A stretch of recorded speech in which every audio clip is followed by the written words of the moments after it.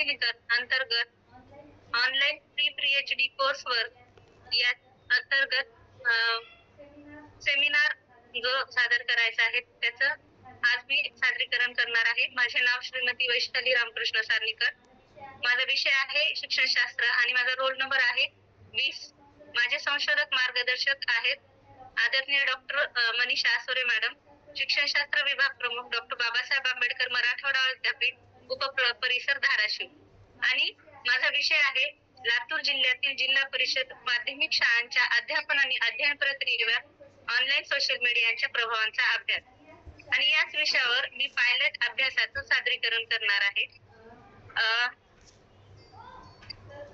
तर या पायलट अभ्यास घेत असताना जो प्रायोगिक तत्वावर प्रश्नावली तयार केलेली होती, या प्रश्नावलीमध्ये एकूण 7 प्रश्न तयार करण्यात आलेले होते. त्या 7 प्रश्नांचं वाचन मी सुरुवातीला या ठिकाणी करणार आहे. यात पहिला प्रश्न असा होता की तुम्ही शैक्षणिक उद्देशासाठी उदाहरणार्थ संशोधन वर्गमित्र किंवा इतर शिक्षकाशी संवाद साधताना सोशल मीडिया प्लॅटफॉर्म किती वेळा प्रतिसाद आणि प्रयोगाच्या नंतरचे प्रतिसाद, हे 20 जणांचे प्रतिसाद या तक्त्यामध्ये नोंदवले गेलेले आहेत. परंतु एक प्रतिसाद मी सांगेल. प्रश्न पहिला, प्रयोगापूर्वी बी आणि प्रयोगानंतर सी होतं. तर प्रयोगापूर्वी याचा बी हा पर्याय आहे आणि बी हा पर्याय की तुम्ही सोशल मीडियाचा प्लॅटफॉर्म कधी किती वेळा वापरता. तर बी पर्याय होता की कधी कधी, आणि त्यानंतर प्रयोगानंतर आलं सी पर्याय जो आहे नेहमी. म्हणजे प्रत्येक प्रश्न हा प्रयोगानंतर बदलत गेला. पूर्वी पर्याय वेगळा होता आणि नंतर वेगळा होता. अशा पद्धतीने हे 20 प्रतिसादकांचे 7 प्रश्न हे यांची एक तक्ता, एक सारणी या ठिकाणी तयार करण्यात आलेली की पूर्वी कसे होते आणि प्रयोगानंतर त्यामध्ये कुठला बदल झालेला आहे.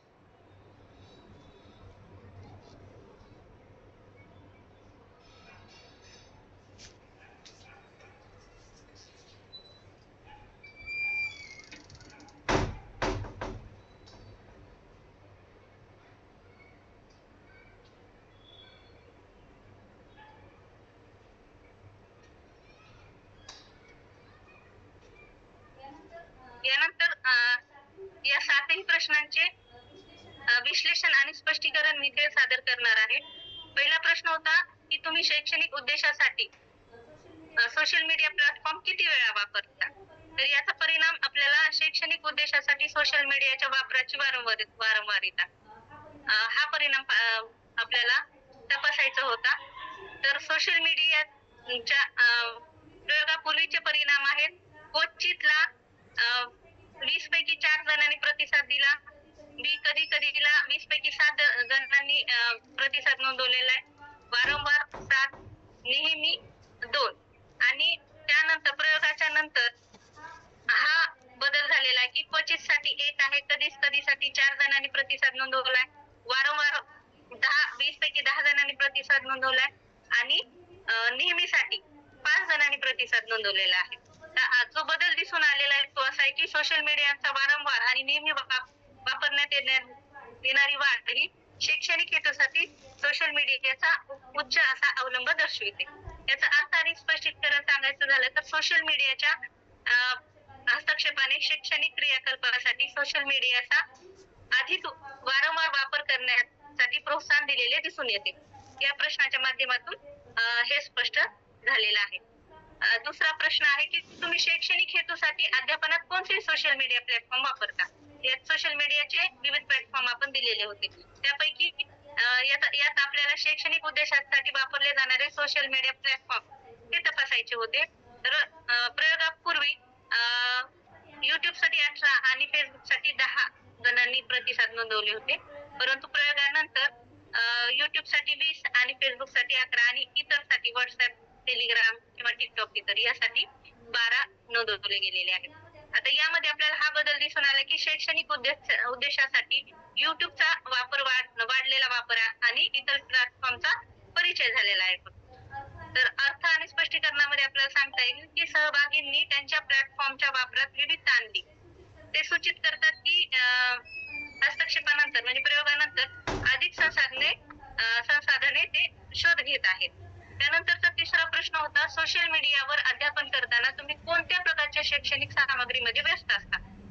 आणि शैक्षणिक व्हिडिओ, लेख, ब्लॉग पोस्ट, विचार मंच, चर्चा मंच आणि गट असे विविध पर्याय आपण दिलेले होते. तर यात आपल्याला सोशल मीडियावर शैक्षणिक सामग्रीमध्ये व्यस्तता हे तपासायचं होतं. तर आधी प्रयोगापूर्वीचे आपल्याला प्रतिसाद आहेत. शैक्षणिक व्हिडिओसाठी 20, लेख किंवा ब्लॉगसाठी 15 आणि नंतर शैक्षणिक व्हिडिओसाठी 20च आहे. लेख आणि ब्लॉगसाठी 20 झाले. चर्चा मंच आणि गटासाठी 14 होते. तर यातला बदल आपल्याला असं सांगता येईल की चर्चा मंचासारख्या विविध सामग्री प्रकारासह अधिक प्रतिबद्धता दिसून आली. स्पष्टीकरणामध्ये आपण असं सांगू शकतो की सहभागी शैक्षणिक सामग्रीच्या विस्तृत श्रेणीमध्ये गुंतलेले आहेत. त्यांचा शिकण्यासाठी अनुभव वाढवतात. यानंतरचा चौथा प्रश्न आहे, वर्गाबाहेरील तुमच्या अध्यापनाला शिक्षणाला पूरक करण्यासाठी तुम्हाला सोशल मीडिया उपयुक्त वाटतो का? परिणाम तपासायचे आपल्याला शिक्षणासाठी सोशल मीडियाची उपयुक्तता. आधीचे परिणाम आहेत होय, नाही आणि खात्री नाही. होयसाठी 15, नाहीसाठी 2 आणि खात्री नाहीसाठी 3 होते. परंतु प्रयोगानंतर आपल्याला यामध्ये बदल दिसतोय. होयसाठी 18, नाहीसाठी 1 आणि खात्री नाहीसाठी 1 आहे. या संशोधनात बदल दिसून आला की सोशल मीडियाची वाढलेली समज शिकण्यासाठी उपयुक्त आहे. स्पष्टीकरण सांगता येईल आपल्याला की या प्रयोगामुळे सहभागींना त्यांच्या शिक्षणासाठी सोशल मीडियाच्या फायद्याबद्दल अधिक जागरूक केलेले दिसून येते. त्यानंतरचा 5वा प्रश्न होता, तुमच्या अध्यापनाच्या शैक्षणिक कामगिरीवर सोशल मीडियाचा प्रभाव तुम्हाला कसा जाणवतो? आपल्याला परिणाम शोध घ्यायचा आहे. शैक्षणिक कार्यक्षमतेवर सोशल मीडियाचा प्रभाव. आधीचा परिणाम होता सकारात्मकसाठी 13, नकारात्मकसाठी 2 आणि तटस्थ 5 आणि प्रयोगानंतर सकारात्मक 17 झाले, नकारात्मक 1च आणि तटस्थ 2, 5 ऐवजी 2 झाले. संशोधनामध्ये बदल आपल्याला जाणून आलाय की अधिक सहभागींनी परिणाम सकारात्मक म्हणून पाहिलेले आहेत. याचं स्पष्टीकरण आपल्याला सांगता येईल की सोशल मीडियाच्या वापरामुळे सहभागींनी त्यांच्या शैक्षणिक कामगिरीमध्ये सुधारणा ओळखलेली आहे. 6वा प्रश्न आहे, शैक्षणिक हेतूसाठी सोशल मीडियाचा वापर करताना तुम्ही अध्यापन करताना कधी विचलित झाल्याचा अनुभव घेतला आहे का? आणि यात आपल्याला परिणाम शोधायचा आहे. सोशल मीडिया वापरताना विचलित होणे. आधीचा परिणाम होता होय, 20 पैकी 20 जणांनी होय म्हणून परिणाम नोंदवला होता, प्रतिसाद नोंदवला होता आणि नाही मध्ये 0 आहे. नंतरच्या परिणामामध्ये 33 आहे, होय 20 आणि नाही 0. मध्ये शोधामधील बदल जर पाहिला आपण संशोधनातील काही बदल नाही. सर्व सहभागींना विचलन अनुभवले त्यांनी. तर स्पष्टीकरण सांगता येईल की विचलित होणे एक सातत्यपूर्ण आव्हान आहे आणि ते व्यवस्थापित करण्यासाठी धोरणाची आवश्यकता आपल्याला इथे सूचित करायची आहे. यामध्ये कुठलाही बदल जाणवलेला नाही 6व्या प्रश्नात. आणि 7वा शेवटचा प्रश्न असा होता की सोशल मीडियाच्या अभ्यासक्रमात समावेश केल्याने शिक्षण आता शिकविण्याचा अनुभव वाढू शकतो, यावर तुमचा विश्वास आहे का? यात आपल्याला परिणाम शोध घ्यायचा आहे की सोशल मीडिया अभ्यासक्रमात समावेश करून शिक्षणाचा शिकविण्याचा अनुभव वाढवण्यावरचा विश्वास. आधीचे परिणाम होते पूर्णपणे सहमत 8, सहमत 8, तटस्थ 4, असहमत 0 आणि पूर्णपणे असहमत पण 0. आणि नंतरचा परिणाम आहे पूर्णपणे असहमत 12, सहमत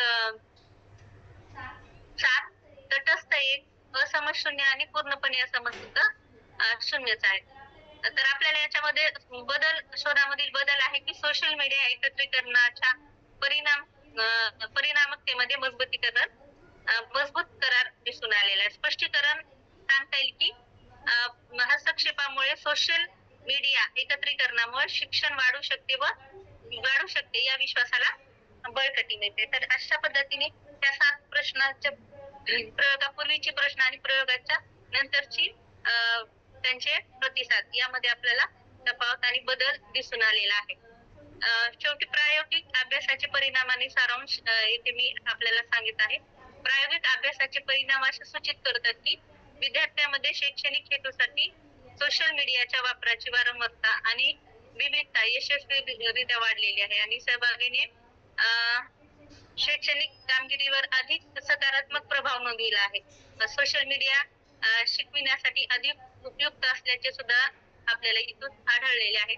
तथापि विद्यार्थ्यांमध्ये विचलित होणे हे एक महत्वपूर्ण आव्हान पाहिलेलं आहे, ज्यामुळे ही सोशल मीडियाची एक कमी आहे जी ज्याच्यावर धोरण आवश्यकता आहे, व्यवस्थापन आणि धोरणाची यासाठी आवश्यकता आहे.